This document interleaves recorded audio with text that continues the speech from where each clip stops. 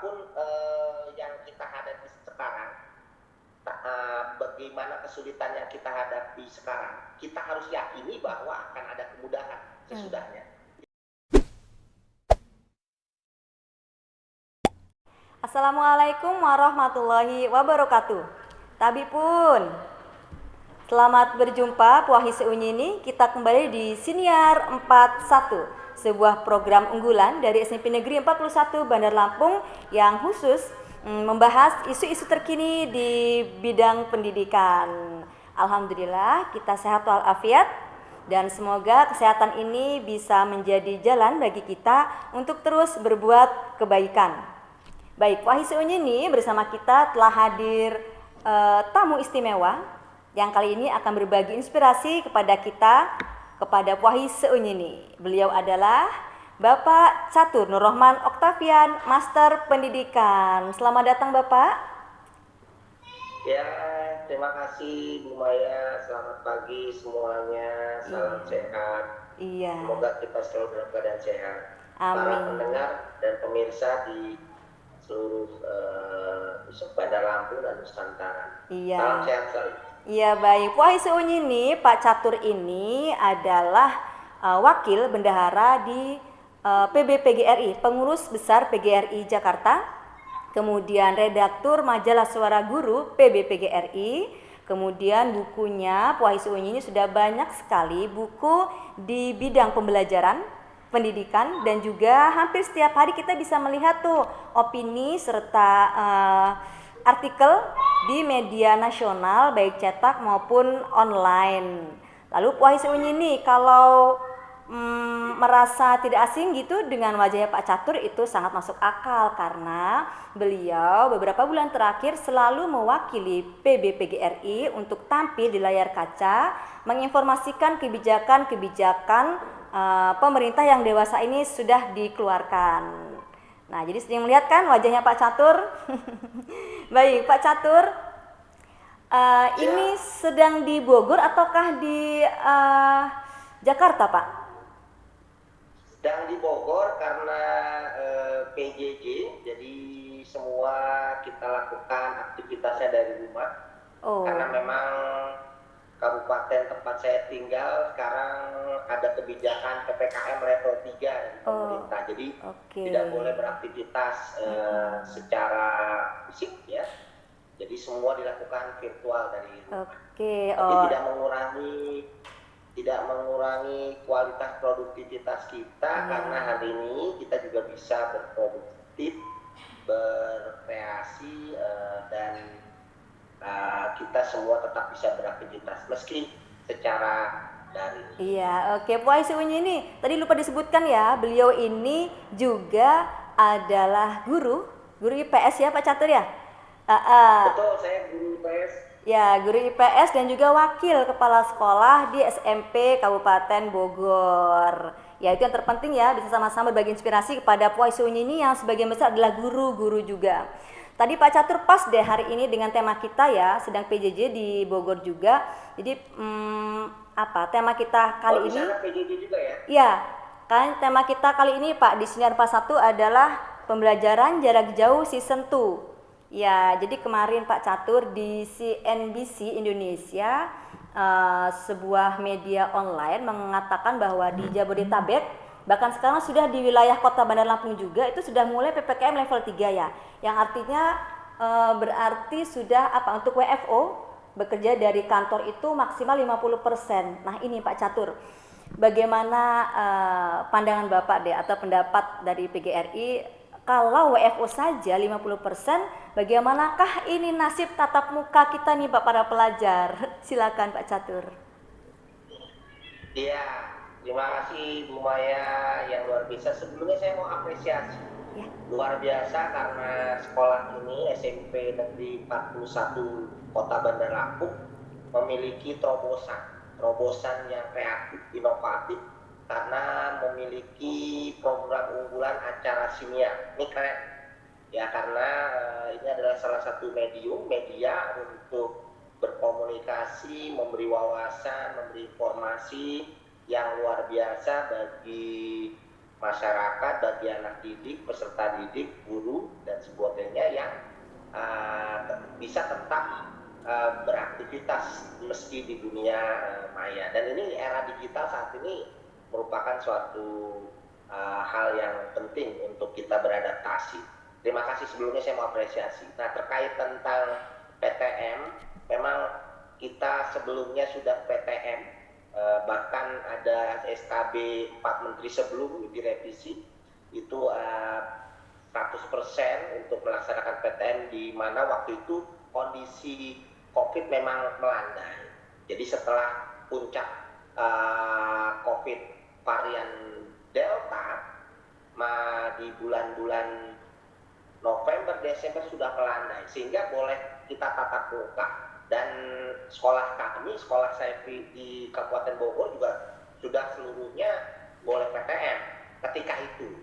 Kemudian datanglah gelombang yang ketiga, yaitu adanya varian Omicron yang mungkin masuknya sekitar mulainya di Januari, sehingga saat itu PTM kita sempat yang berjalan, akhirnya karena kondisi banyaknya terpapar, memang varian Omicron ini, termasuk saya lumayan, 2 minggu lalu saya positif. Oh, Masya Allah. Tetapi guru-guru positif banyak, siswa juga, sehingga mau tidak mau kita kembali beralih pembelajarannya dengan PJJ kembali. Ya, tetapi mungkin agak berbeda ya dengan yang PJJ dulu, dimana kalau PJJ dulu memang kita masih mungkin masih banyak meraba-raba, masih banyak trial error dan sebagainya, karena memang waktu itu datangnya gelombang 1, gelombang 2 itu COVID, kita masih banyak beradaptasi dan masih banyak sedikit informasi tentang COVID sendiri, sehingga kita masih mungkin perlu beradaptasi lebih lanjut. Tetapi belajar dari kemarin, mungkin PJJ yang saat ini kita lakukan mungkin sudah jauh lebih bisa terencana ya dibandingkan dulu. Kita sudah banyak bisa memanfaatkan berbagai saluran dan sebagainya, platform, termasuk seperti ini. Siniar ini salah satu bentuk mungkin bisa digunakan para guru untuk belajar ya, nanti diupload di YouTube dan sebagainya, kemudian bisa melalui audio dan sebagainya. Nah, cuma pengalaman kami secara empirik nih, guru-guru dengan siswa, varian Omicron ini agak berbeda dengan saat dulu. Kalau dulu mungkin agak parah ya, saya pernah kena juga dulu yang Januari tahun lalu itu agak parah ya, penciuman hilang dan sebagainya. Tapi kalau Omicron ini penciuman tidak hilang, kemudian lebih kayak flu di atas flu sedikit lah. Dan 5 hari rata-rata secara empirik rekan-rekan saya yang positif pun sudah bisa kembali negatif gitu. Jadi belajar dari pengalaman empirik ini, varian Omicron tidak sedahsyat, seganas dari Delta, sehingga kita mungkin di dunia pendidikan harus optimis bahwa ini akan cepat dibandingkan masa PJJ yang sebelumnya di gelombang 1, gelombang 2. Artinya penutupan sekolah yang saat ini mungkin relatif cepat. Mungkin di awal Maret mudah-mudahan sudah bisa melandai kembali dan kita bisa kembali lagi PTM. Baik. Ataupun di daerah-daerah yang levelnya memang level global, level 2, PPKM level 2, itu mungkin masih bisa shifting, masih bisa 50-50 siswa bergantian. Nah, ini mungkin kita waspada tetap, tetapi paranoia, ketakutan itu jangan. Artinya waspada, ya tetap prokes dan sebagainya. Kalau kita sudah vaksin 1, vaksin 2, apalagi sekarang di Bogor ini sudah mulai, para pendidik sudah mulai akan menjalani vaksin ketiga, booster. Dan saya optimis meyakini bahwa apapun yang terjadi ini, varian Omicron ini akan lebih cepat bisa kita hadapi, dan pembelajaran tatap muka bisa kembali berlangsung dengan baik, dan mungkin ini adalah tanda dari akhir pandemi. Mudah-mudahan ya.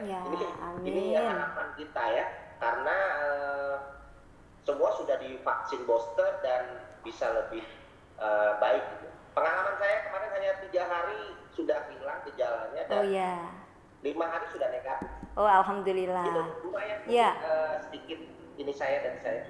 Berarti Pak Catur, kemungkinannya untuk tatap muka sih kita mengikuti saja ya PPKM ini ya, sampai level berapa. Kalau memang WFO-nya sudah bisa berkurang atau bertambah, maksudnya berarti tatap muka juga bisa lebih banyak lagi ya Pak untuk para siswa.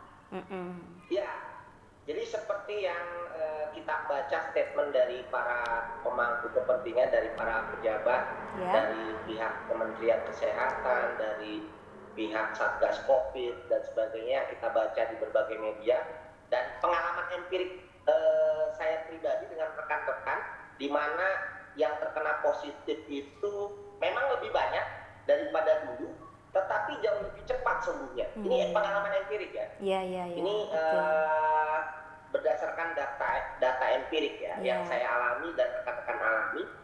Ini membuktikan bahwa kemungkinan memang menyebarnya cepat dan kemungkinan lebih cepat selesai, sehingga kita akan lebih bisa kembali ke situasi sebelum varian Omikron ini menyebar. Tetapi tetap tadi saya berharap kita tetap waspada selama pandemi belum dinyatakan berakhir. Maka protokol kesehatan tetap kita harus laksanakan dengan baik. Setuju. Sehingga meminimalisir bagaimana penyebaran itu terjadi.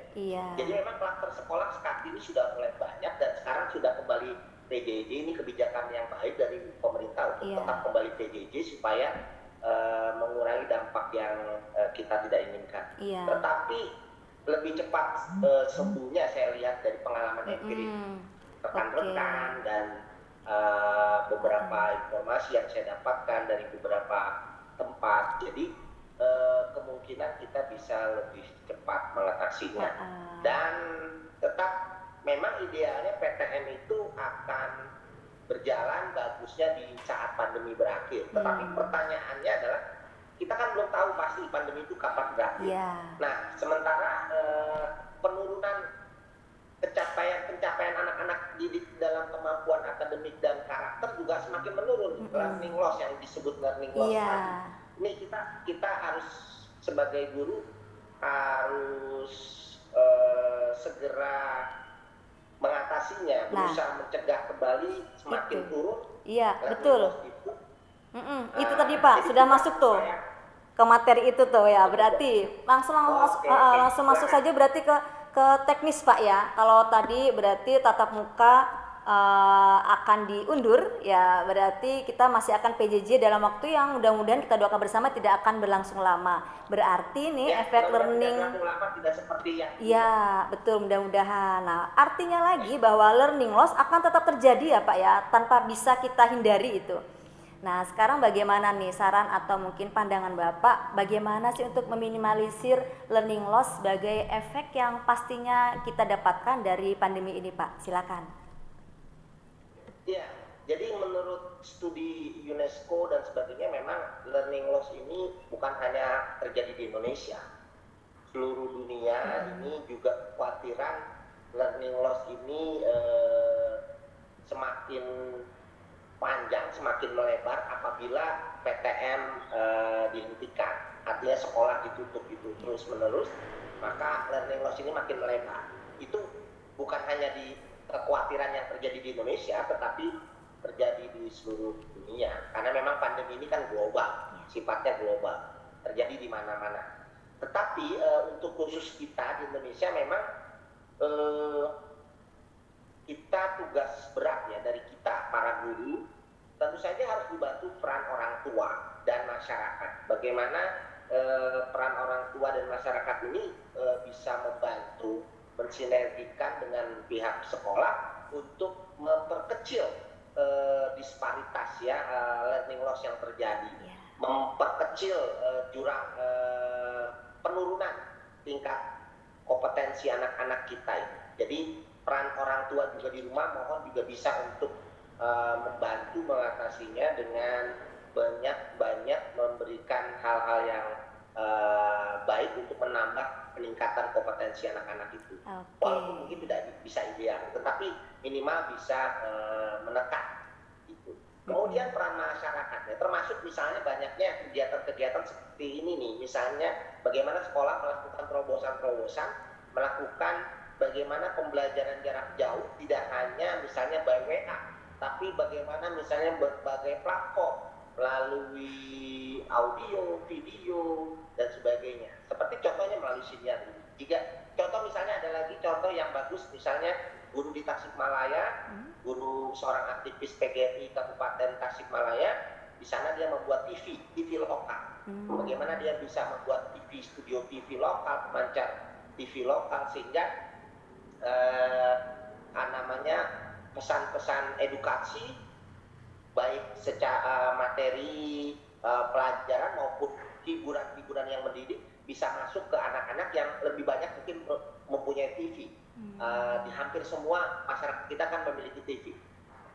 Nah, oleh karena itu terobosan dari para guru ini perlu dilakukan terus-menerus. Dan saya yakin inovasi dari teman-teman sudah banyak dilakukan ya. Nah ini dan ini terus harus kita kembangkan, harus kita dukung. Jadi peran orang tua masyarakat ini juga penting untuk membantu mengatasi. Pemerintah juga demikian. Saat ini kan pemerintah sudah kemarin meluncurkan misalnya platform Merdeka Mengajar untuk membantu para guru. Nah itu guru-guru bisa manfaatkan itu. Atau mungkin bisa membuat aplikasi lain yang sama. Dan mungkin banyak lagi aplikasi-aplikasi saat ini yang bisa kita manfaatkan. Tinggal bagaimana kita mau mengcreate, mau secara kreatif bisa memanfaatkannya. Gitu Bu Maya. Ya. Oh itu ya luar biasa ya Pak Isi Unyin ya, itu baik inspirasi tuh yang bisa menjadi ide buat kita dalam melaksanakan pembelajaran. Nah satu lagi ini Pak Catur, kita nih, kami nih para guru ini yang sedang melaksanakan PJJ season 2 ini merasa butuh motivasi seperti itu Pak. Mungkin Bapak bisa menyampaikan sedikit motivasi atau quotes deh, atau kalimat motivasi yang bisa memompa energi kita atau kami Puahi Seunjini para guru agar tetap semangat dalam mendidik dan mengajar. Silakan Pak Catur. Baik, baik teman-teman, saya terus mengapresiasi kalau dalam agama istihad yang teman-teman lakukan. Jadi melakukan terobosan-terobosan, inovasi-inovasi, dan kalaupun ada kekurangan itu tetap itu ada nilainya dibandingkan tidak beristihad, dibandingkan diam saja. Artinya teman-teman yang sudah terus bergerak, berinovasi dan sebagainya itu sudah memiliki poin penting plus dibandingkan di masa pandemi ini. Jadi memang pemerintah juga harus memastikan ini. Sebaiknya pemerintah misalnya melalui dinas pendidikan, pengawas dan sebagainya juga bisa terus turun lapangan, melihat kondisi-kondisi yang nyata ada di lapangan, apa kendala-kendala yang dihadapi. Nah itu bisa dibantu teman-teman. Misalnya contoh, ada di daerah-daerah tertentu yang memang tidak bisa terlayani dengan jaringan internet. Mungkin bisa disentuh, diedukasi, cari cara lain yang mungkin tidak harus dengan internet. Tadi misalnya memberikan terobosan melalui media-media, membuat radio, membuat televisi, agar pembelajaran jarak jauh bisa sampai. Kemudian bisa membuat modul-modul dan sebagainya.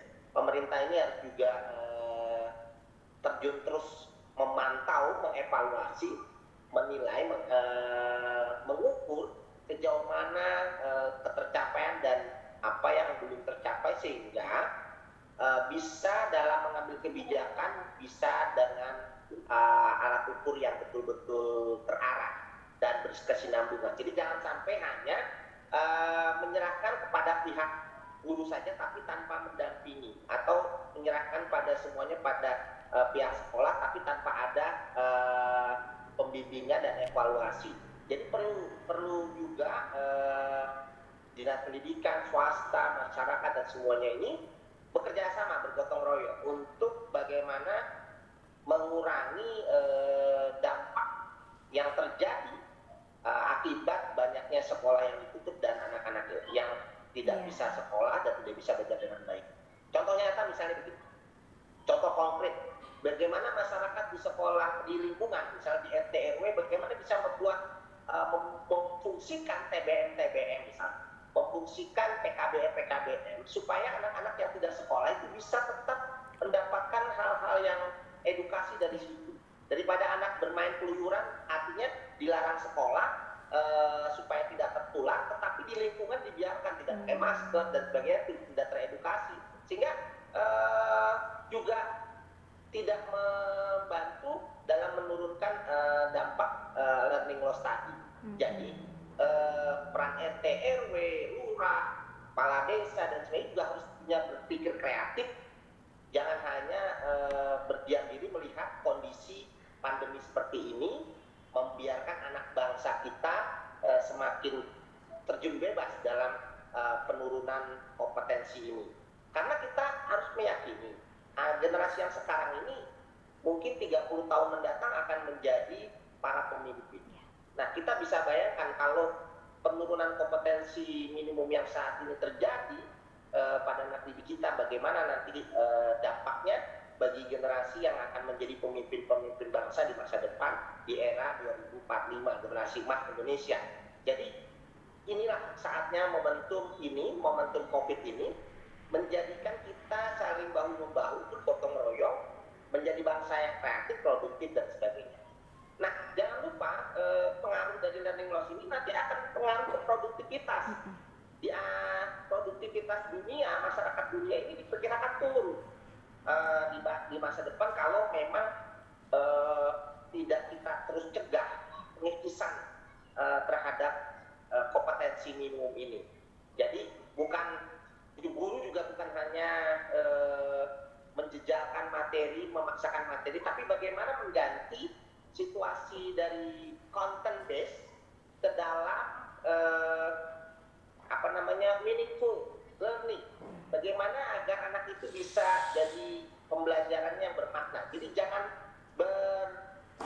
ini lagi, paradigmanya harus diubah. Jadi dari content based material hanya menjejalkan materi, diubah menjadi bagaimana meng-create pembelajaran itu menjadi sesuatu hal yang bermakna bagi anak itu. Karena nanti itulah yang akan dia manfaatkan, dia dapatkan di masa depan itu, dia akan gunakan di masa depan. Jadi meaningful learning ya itu benar-benar harus kita pastikan berlangsung. Jadi jangan kayak dulu lagi, misalnya dengan situasi pandemi untuk mengejar ketertinggalan minimum ini kita jejalkan materi-materi terus trial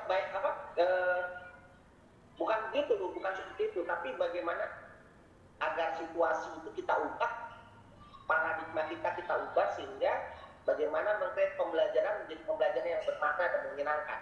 Iya. Itu Bu Maya. Oke, bagaimana Pak Isunya ini sudah bisa ya mengambil pemaknaannya ya, sudah bisa menyerap sarinya. Tadi yang disampaikan oleh Pak Catur Nur Rahman Octavian, Master Pendidikan, sangat menginspirasi kita. Semoga bisa menjadi menjadi penyulit trigger bagi kita untuk terus semangat, untuk terus bergerak meskipun PJJ dilanjutkan. Terima kasih banyak ini Pak Catur atas segala inspirasinya. Semoga jadi ilmu yang bermanfaat karena akan dimanfaatkan atau diimplementasikan oleh para puahi seunyini. Ya. Kalau bisa saya nambahkan sedikit. Oh iya, silakan Pak. Maya. Jadi bangsa yang besar kita harus optimis ya. Kita harus optimis bahwa kalau badai itu pasti ada di air. Di air itu pusarannya di tengah. Jadi di sedahsyat apapun badai yang terjadi, pasti ada sesuatu yang tenang. Pasti akan ada cerah di belakangnya setelah badai. Artinya apapun yang kita hadapi sekarang, bagaimana kesulitan yang kita hadapi sekarang, kita harus yakini bahwa akan ada kemudahan sesudahnya. Itulah yang mungkin harus kita bisa ambil poinnya, artinya badai pasti berlalu. Dan itu harus optimisme kita tumbuhkan kepada semua anak didik kita, kepada semua pendidik dan kepada semua masyarakat bahwa badai pasti berlalu. Terima kasih. Ya, Masya Allah. Waalaikumsalam. Demikian Pak Isuanya ini, badai pasti berlalu. Jadi nggak ada alasan ya buat nggak semangat. Terima kasih banyak ini Pak Catur. Selamat beraktivitas kembali. Mungkin berikutnya kita bisa ngobrol lagi ya di bincang-bincang pendidikan berikutnya. Iya. Terima kasih Pak Catur. Iya, iya Pun. Bu Aisyah ini buat semua teman-teman dan semua peserta didik di Bandar Lampung khususnya dan di semua wilayah Provinsi Lampung. Oke. Ya, sampai jumpa. Iya. Terima kasih, tetap semangat. Iya, terima kasih Pak Catur. Puisi ini kita akan berjumpa lagi di acara berikutnya untuk siniar pas 1 untuk mendapatkan inspirasi pendidikan selanjutnya. Demikian, terima kasih. Wassalamualaikum warahmatullahi wabarakatuh.